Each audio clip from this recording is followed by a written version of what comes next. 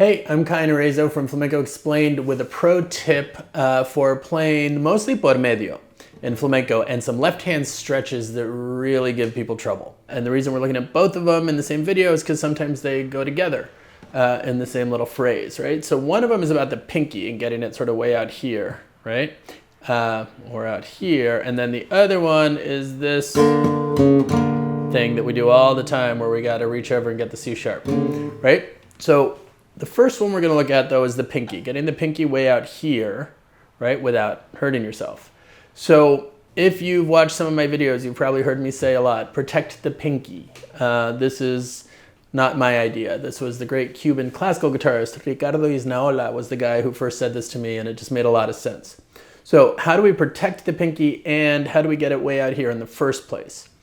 The protect the pinky idea means that you're never going to ask your pinky to do any more work than it absolutely has to. So you're going to use the rest of your body to get your pinky in place to do what it needs to do. So if I was here and I just needed to play this note, I would move everything over here and play that note. Beautiful, right? Unfortunately, what we're talking about is being barred and having to get the pinky here. And not only that, but this note here needs to ring, right? I can't do this.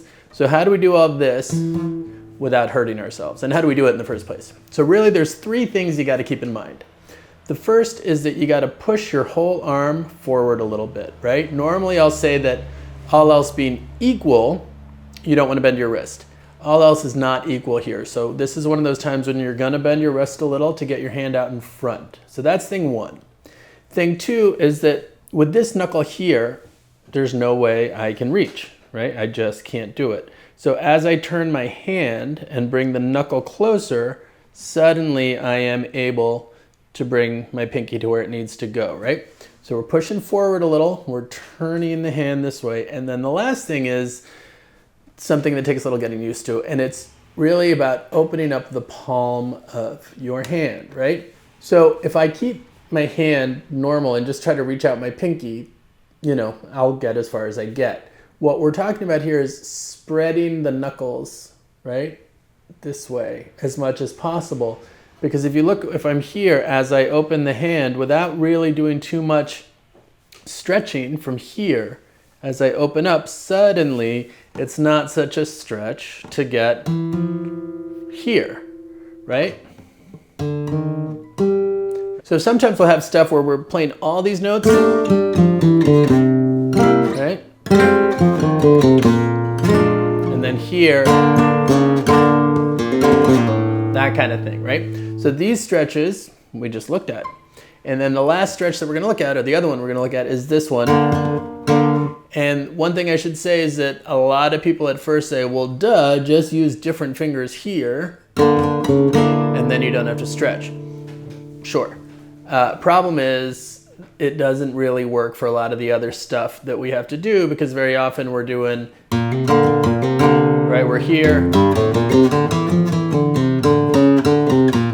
right, and we can't really access all these notes with the pinky, right, or whatever other weird method you come up with. So unfortunately, you got to learn to sometimes do this.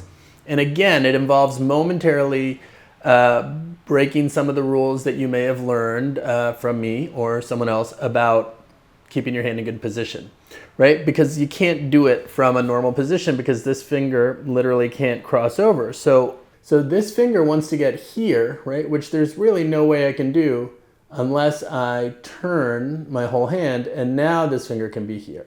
So that's what we're doing. And unfortunately, as we do this, these two fingers have to hold on to the B flat and the D.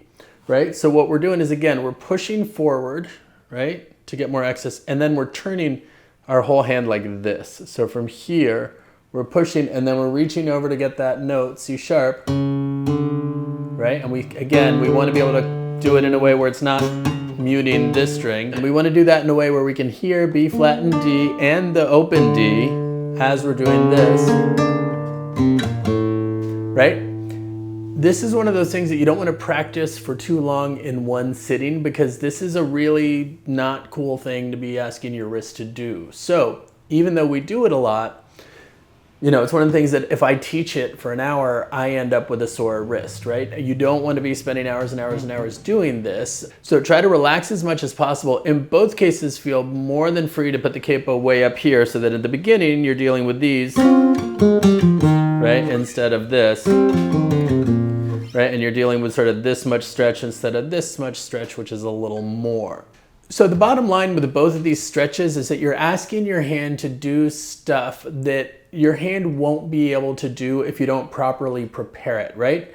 If you think about it, your pinky just can't reach over here from here. So all we're really doing is learning to set up the rest of our hand to make this possible in the first place. And as you get used to that and relax into it, it's not going to seem so daunting. Same thing for this one. You relax into it, you accept that it's a weird thing to do, right? That you're going to do it momentarily, and you really just move your whole arm to make it possible to for the finger to go where it needs to go. They're both very different stretches, but they're similar enough in that it's all about preparing them correctly.